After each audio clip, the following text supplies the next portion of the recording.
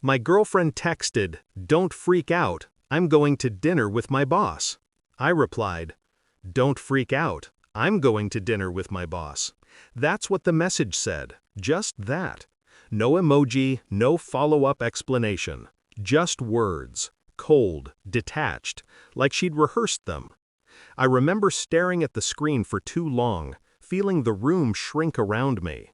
The hum of the ceiling fan was suddenly deafening. My coffee turned cold in my hand. Dinner with her boss. I typed a reply, then erased it. Typed again, erased again. I didn't freak out, not outwardly. Instead, I placed the phone down slowly and exhaled, the kind of exhale that carries both disbelief and understanding. Because something in that message wasn't right. Not the words themselves, but the tone. I'd known Emma for 3 years. I could read her moods through punctuation. And this message wasn't from the woman who used to text me goodnight with a heart. It was from someone else, someone already halfway gone. She came home late that night. Her perfume arrived before she did, sweet, unfamiliar, and heavy. She smiled when she saw me on the couch, laptop still open but untouched. "Hey," she said softly, hanging her purse, "you're still up?" I nodded. "Yeah. How was dinner?" She blinked, just a second too long. "Good, just work stuff. You know how it is." I smiled back. "Sure." That was the moment I knew. It wasn't what she said. It was what she didn't. The pause before the lie. The way her eyes avoided mine when she slipped off her heels. Emma used to talk about everything, her coworkers, her clients, even her coffee preferences. But now she moved like someone carrying a secret, quietly, carefully. That night she showered for too long. I heard the water running and imagined her washing guilt off her skin. When she came to bed, she kissed my cheek, whispered goodnight, and turned away. I lay there, staring at the ceiling, feeling something dark bloom in my chest. Not anger, not pain, clarity. I didn't confront her. That's what most people do. But I've learned something about confrontation. It destroys evidence. Instead, I waited and I watched. She became more careful, more polished. Her phone never left her side now. Her laughter, once effortless, was rehearsed. So I started collecting.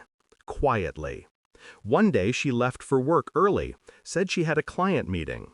I checked her laptop, synced with her cloud.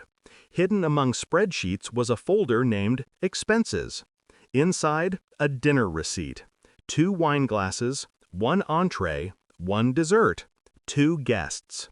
The name of the restaurant was expensive, far too expensive for a casual work meeting. I saved the photo. Then I went deeper.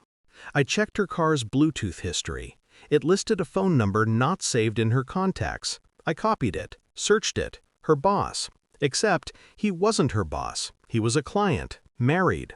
Interesting. That night I looked at her while she laughed at something on TV, and I realized I was no longer angry. I was simply studying her, like a subject under glass. She thought she was hiding in plain sight, but she was already caught. It took 1 week to confirm everything. A call from a mutual friend sealed it. "I saw Emma," she said casually, "at that rooftop restaurant downtown, with some guy. They looked close." Close. The word lingered. I thanked her, ended the call, and opened my laptop. Screenshots, receipts, message logs, everything neatly organized. When Emma came home that night, I was waiting at the dining table. Dinner was served. 2 plates, her favorite meal. She smiled faintly. "What's this?" "Dinner with your boss," I said. Her smile faltered. "What?" I turned the laptop around. The photos stared back at her. Her laughter from those nights frozen in pixels. She stared at the screen, eyes wide, breath caught. Then, softly, "You went through my stuff?" I almost laughed. The audacity of the question. "I went through the truth," I said. She tried to explain. "It wasn't like that. He just—" "Don't." My voice was calm, flat, controlled. The kind of tone that ends conversations before they begin. I closed the laptop. "You can go now." She didn't move, just stood there, trembling, caught between guilt and panic. The next morning, I left before she woke up. I didn't leave a note, just her phone, unlocked, sitting beside mine. Inside, a message already typed and ready to send. To her boss. "Don't freak out. I told him everything. Dinner tonight?" I hit send. By noon, I'd moved out. She called, cried, begged, but it wasn't anger she faced. It was indifference. And indifference is the cruelest revenge. I didn't scream, I didn't break anything, I didn't even block her number. I simply vanished from her life. Quietly, surgically. Let her wonder if he was worth it. Let her realize too late that I wasn't angry.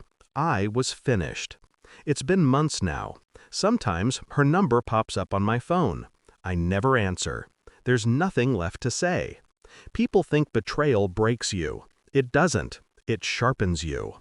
I don't feel pain anymore. I feel precision. Every memory of her is neatly filed away. Another case solved, another lesson learned. Love made me blind, but betrayal? It made me see. And the truth, that cold, quiet truth, is all the closure I ever needed.